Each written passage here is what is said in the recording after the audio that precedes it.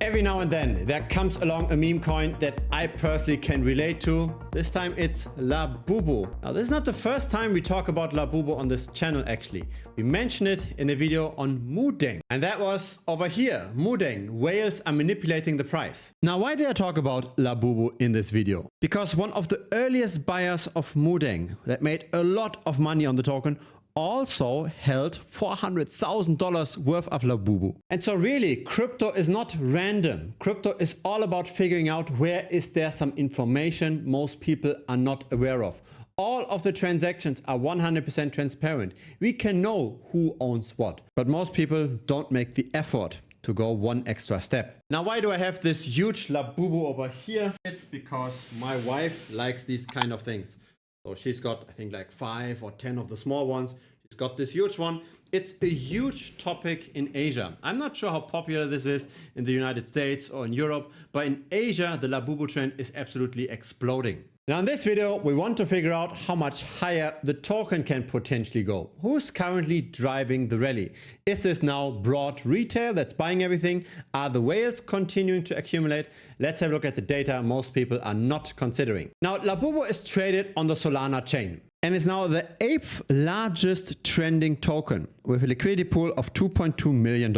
It's the best performing asset in the last 24 hours, up 60%. And while in the prior video, the price was at 2.4 cents, it now went up to 4.6 cents. Now, I always like to look at the details. What's potentially driving a rally? There's an interesting first little data point here on the right. Check this out over here. The number of buyers is actually smaller than the number of sellers, despite the price going up that much. That means that the buyers on average transact with higher amounts than the sellers do. The sellers sell less than the buyers buy. And this is not necessarily common given that the price is already going up that steeply, right? Usually as the price is going up, the selling volume or the US dollars that's getting sold should be higher per transactions than the US dollars that get bought. Now this is by no means an official token, it's a fan token. It has just been created on Pump.fun, so the launchpad on the Solana chain. If you look at the number of holders on the Solana chain, we are still early. There are less than 11,000 holders. This is not much. But not all of those holders are created equal, right? Some of them might just own a few cents worth of the token, some arbitrage bots, for example.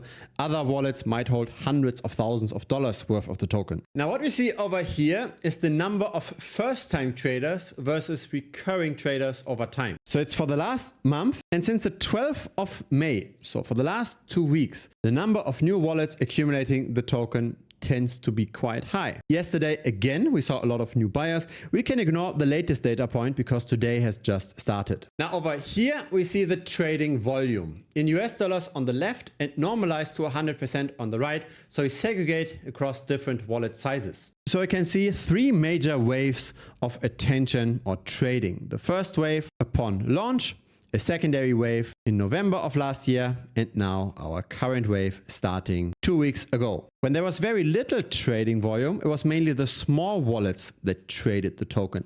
Now that the trading volume is going up again, it's the larger wallets that take over more of the transactions. Now here are charts I like to look at for pretty much any token that we analyze on this channel. The number of retail investors versus whale investors over time. And the way we make this distinction is by looking at minimum holding thresholds. So to be counted for the wallet on the left, it has to hold at least 25,000 Labubu tokens.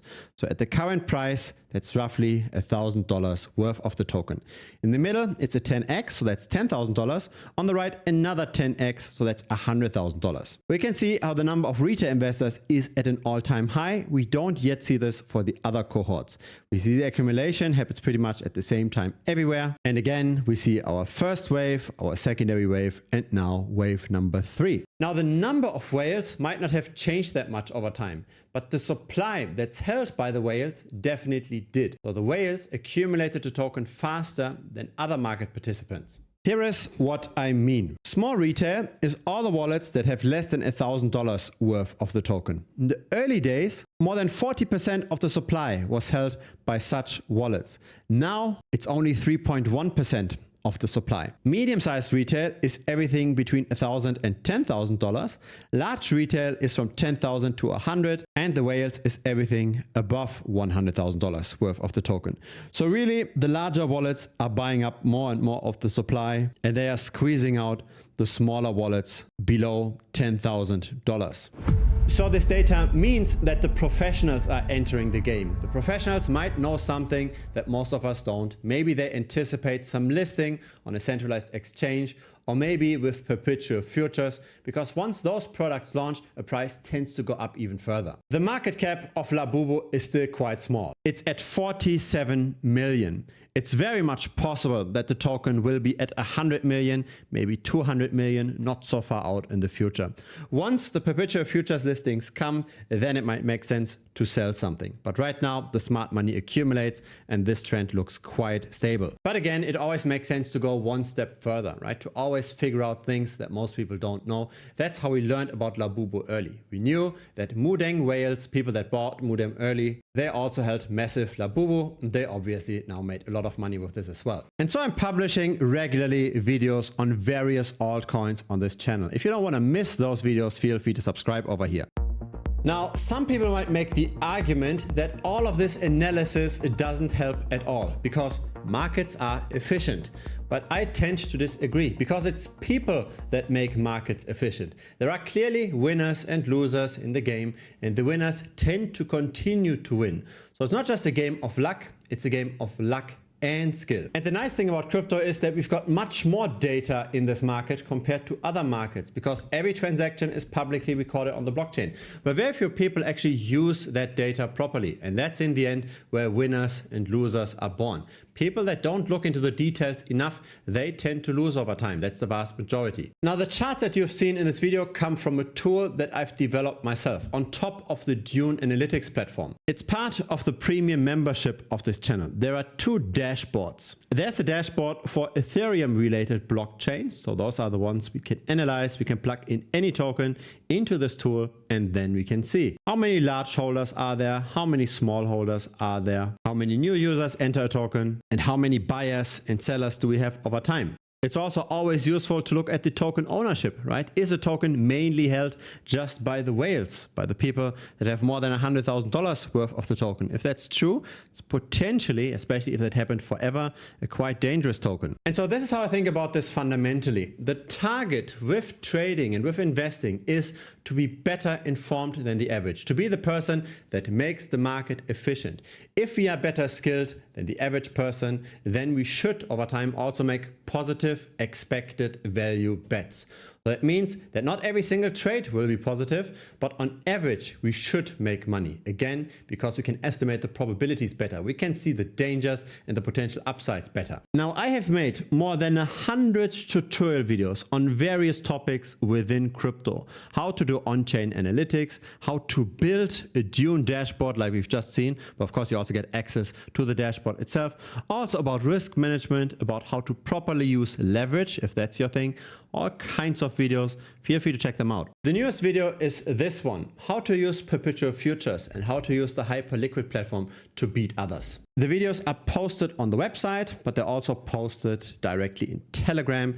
And here's the feedback to that tutorial. Feel free to stop the video and read through this yourself. But of course, we also need to start somewhere. And so I'm personally, of course, sharing my own trades as well as I open them. Of course, I can't share the newest trades here on YouTube, but have a look at this. This is on March 3rd. I'm adding another short, Cardano, relative to the US dollar. And the explainer was in a premium update video. So I publish premium update videos every 3 to 4 days. I then added more exposure on the 11th of March and I then closed it on the 7th of April. So of course, not every trade works out that well, but Cardano went down relative to Bitcoin by 36% during that time. And so with this membership, I want to do both. Of course, I want to make it profitable very quickly. That's why I share my trades, but I also want that the vast majority, at least, of the members takes the time to learn as much as possible. That in the end, you might not even need the membership anymore. You can make your own profitable trades. Now have a look at this. This is where our members share their winning trades. If you use the right leverage, if you know how to do proper risk management as well, you can make hundreds of % in a single trade.